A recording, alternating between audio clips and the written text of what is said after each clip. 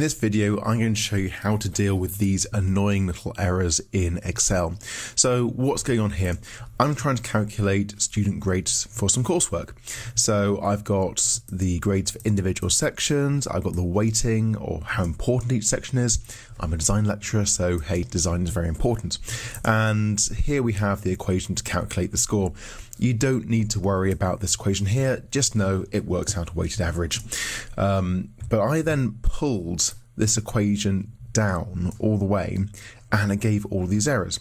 So why is this? It's because we've got a blank cell here, or blank cells everywhere, and you're trying to multiply that by a cell with a value. And this can't do that, so it goes, hey, I can't do that. So how do we correct this? It's really simple. You use a function called IfError. I'm going to go ahead and delete this and show you how it works.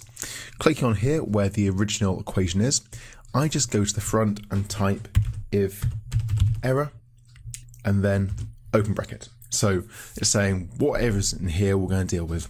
The first part here, value, that's just the equation you had before. In my case, it's my long, complicated, weighted average one, but you could have something really simple. It doesn't really matter. Get to the very end and press comma. Now we say what happens if there is an error. So it's going to add a value that we choose when there is an error. I'm going to choose 0. So close bracket and press return. You'll see that this value here has not changed because there is no error. It's completely fine. It's just working out the standard equation as we had before. So if I pull this down, you will see that we now have lots of zeros because we've told it to put in a 0. If we change that to, say, 99, a classic one used by students who use SPSS for stats, pull this down, these will all say 99.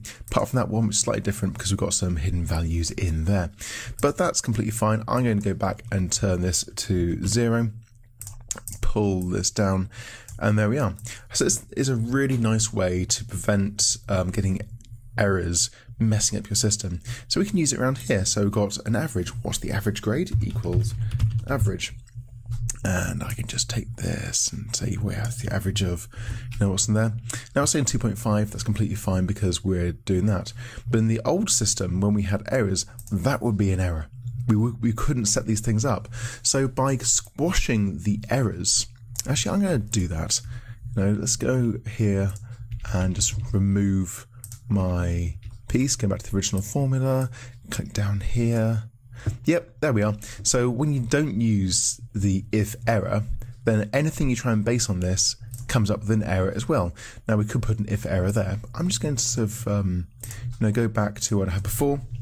If error, open brackets, comma 0, close brackets. There we are. Pull this down.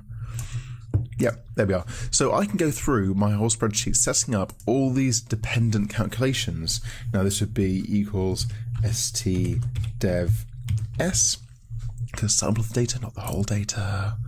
Choose that, close bracket, and just keep going forward and set everything up. I don't have to wait until everything's filled up, everything's correct before I go there. This is really good when you're setting up spreadsheets to give to other people.